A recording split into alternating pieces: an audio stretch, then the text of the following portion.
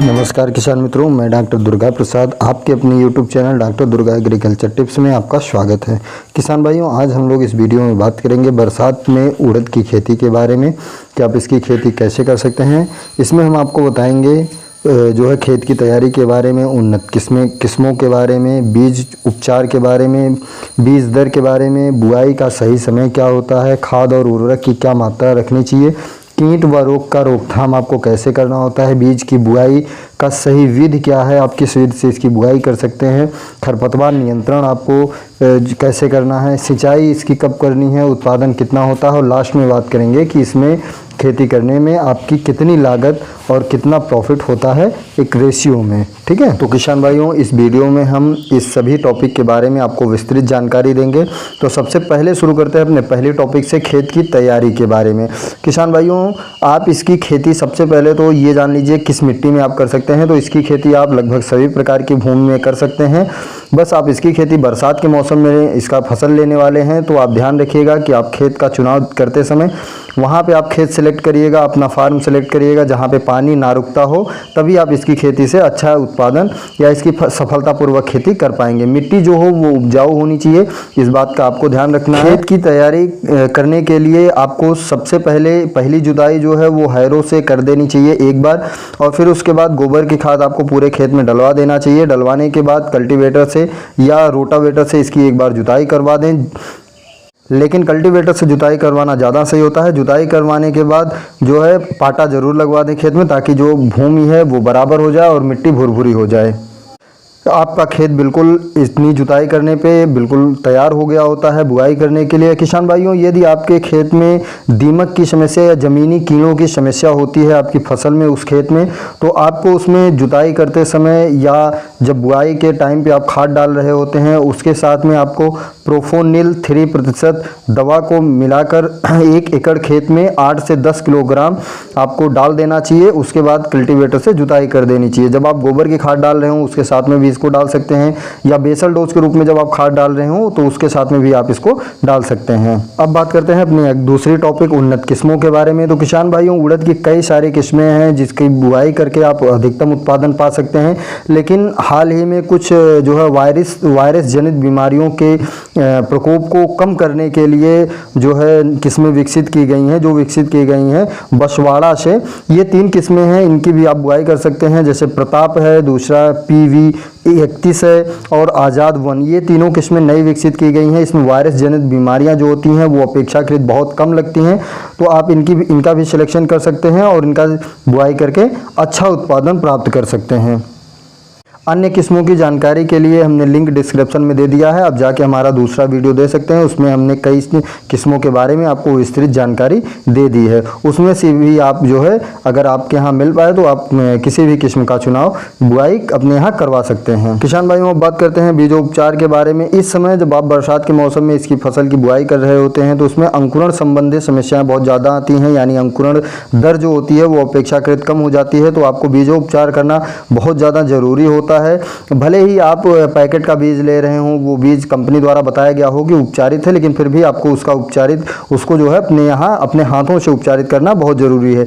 इसके लिए आपको 1 लीटर पानी में 2 ml अमीनो एसिड दवा डाल के घोल तैयार कर लेना है। घोल के अंदर लगभग 3 घंटे के लिए बीज को भिगो के रखना है। बीज को बाहर निकालने के बाद आपको प्रति किलोग्राम बीज के हिसाब से 2 ग्राम कॉपर ऑक्सीक्लोराइड दवा आती है, इसको बीज में अच्छे से मिला दें। उसके बाद बुआई कर दें। इससे आपके पौधों को स्टार्टिंग अवस्था में जब उनका अंकुरण होगा उस समय जो समस्याएं होती हैं रोग से या कीट से, उससे पौधे बचे रहते हैं और उनका अंकुरण रेशियो जो होता है वो बढ़ जाता है। बीज दर की बात करें तो किसान भाइयों, 1 एकड़ खेत में बुआई करने के लिए 9 किलोग्राम उड़द का बीज पर्याप्त होता है। यदि आप बरसात में इसकी बुआई कर रहे हैं तो इस समय जो है बिल्कुल 9 किलोग्राम बीज से आपका काम हो जाएगा। किसान भाइयों, बुआई के सही समय की बात करें तो खरीफ सीजन में यानी बरसात के मौसम में इसकी बुआई यदि यदि आप कर रहे हैं तो जून या जुलाई में इसकी बुआई करनी चाहिए आपको। लेकिन एक चीज़ का ध्यान रखिएगा कि मानसून आने के बाद ही आप बुआई करिएगा, उससे पहले बुआई करने पे आपकी फसल जो है वो ख़राब हो सकती है। तो पहले बरसात हो जाए,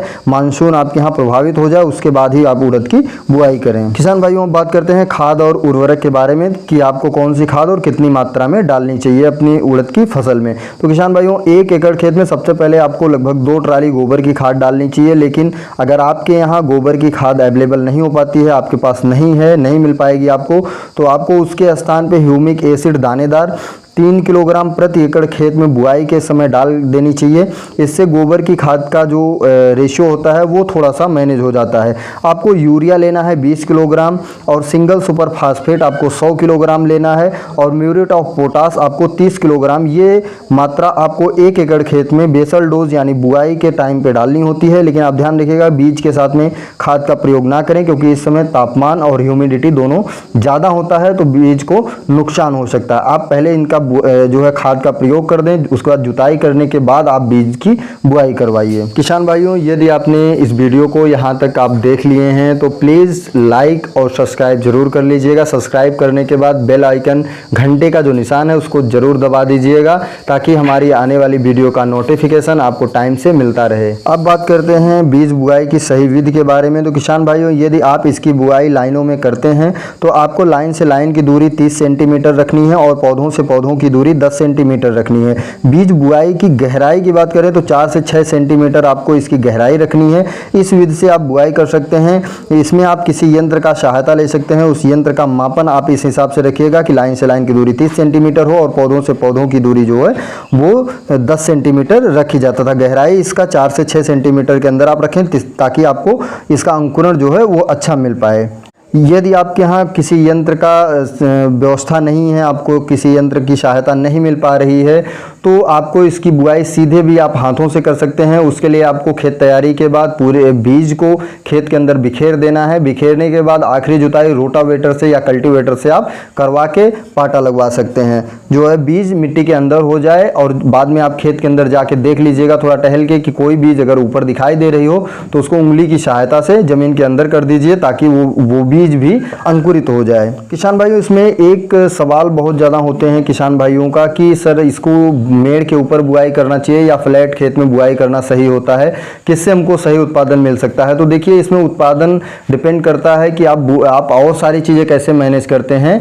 इसकी दूरी आप सीधी खेत में बुआई भी कर सकते हैं, मेड़ के ऊपर भी बेड बना के उसके ऊपर भी बुआई कर सकते हैं। आपको बेड के ऊपर बुआई तब करनी है जब आपके खेत में पानी रुकता हो, तब आपको बेड बना के बुआई करनी है, बहुत ज़्यादा जरूरी होता है।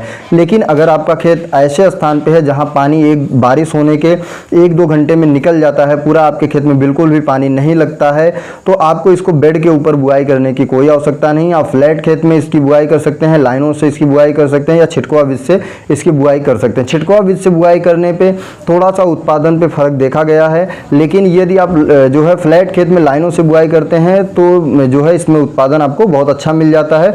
बेड बनाने के लिए आपको बहुत ज़्यादा कोई आवश्यकता नहीं होती है। यदि आपके यहाँ पानी खेत में रुकता हो तो आप जो है बेड के ऊपर इसकी खेती कर सकते हैं। किसान भाइयों, अब बात करते हैं खरपतवार यानी घास नियंत्रण करने की। किसान भाइयों, बरसात के मौसम में जब आप फसल ले रहे होते हैं उस समय बहुत बड़ी समस्या घास यानी खरपतवार की आती है, जिससे उत्पादन भी प्रभावित होता है और बहुत सारे कीटों की समस्या देखने को आ जाती है, रोगों की समस्या, वायरस का अटैक हो जाता है हमारी फसल पे।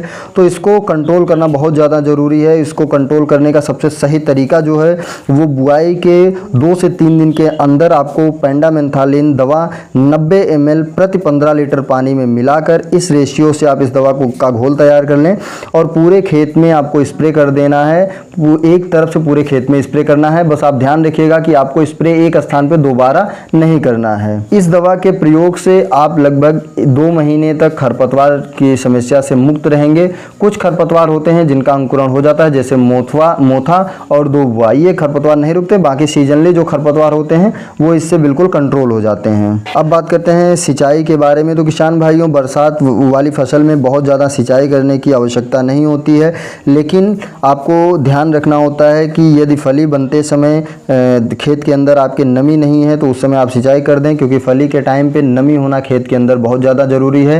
तभी आपके दाने का जो क्वालिटी होगी वो अच्छी होगी और उनकी जो उत्पादन क्षमता होगी वो सही मिलेगी आपको। किसान भाइयों, रोग व कीट का रोकथाम की बात करें तो बरसात के मौसम में कीट और रोग की समस्या थोड़ी सी आ जाती है हमारी फसल में, तो इसके लिए हमको पहले से थोड़ा सावधान होने की आवश्यकता होती है। इसके लिए आपको डायथेनम 45 और इसी के साथ में क्लोरोपाइरिफास प्लस साइपरमेथ्रिन दवा आती है, ये दोनों दवाइयों को एक साथ मिला के, लेकिन बरसात में आप जब दवा का स्प्रे करें उसके साथ में चिपक यानी स्टिकर या शैम्पू का प्रयोग आप जरूर करिएगा, ताकि दवा जो है बारिश होने पे काम करे, वो धुले ना पत्तियों से।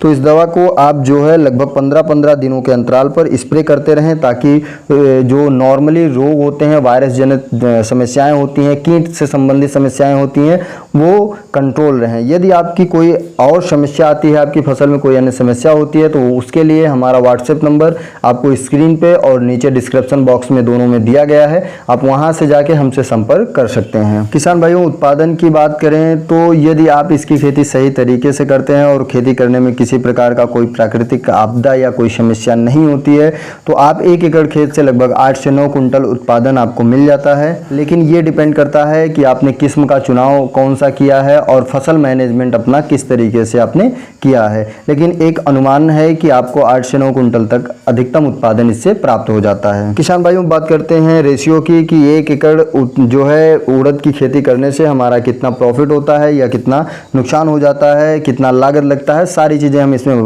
बताएंगे आपको। तो सबसे पहले बात करते हैं अनुमानित लागत के बारे में। 1 एकड़ खेत में लगभग आपका 10,000 रुपये लागत आ जाती है। मार्केट रेट की बात करें तो किसान भाइयों 80 रुपये प्रति किलो के हिसाब से मार्केट रेट इसमें ले रहे हैं, जबकि मार्केट की का इसका रेट जो होता है वो 90 से 100 रुपये प्रति किलो के हिसाब से जो है इस टाइम पे चल रहा है। उत्पादन की बात करें तो हमने ऊपर बताया है 8 से 9 कुंटल उत्पादन, फिलहाल हम इसमें 8 कुंटल प्रति एकड़ उत्पादन के हिसाब से मान रहे हैं।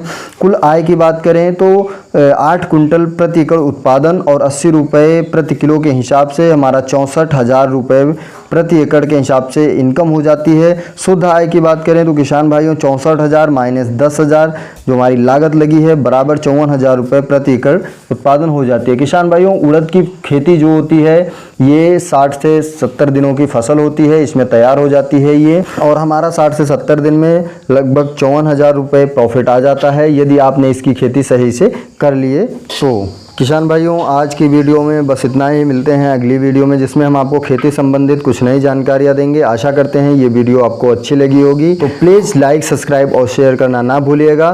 धन्यवाद। जय जवान, जय किसान।